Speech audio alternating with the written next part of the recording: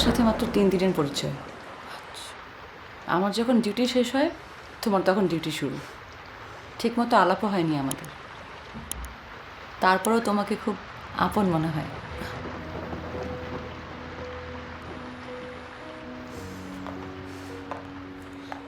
Lily, always be beautiful.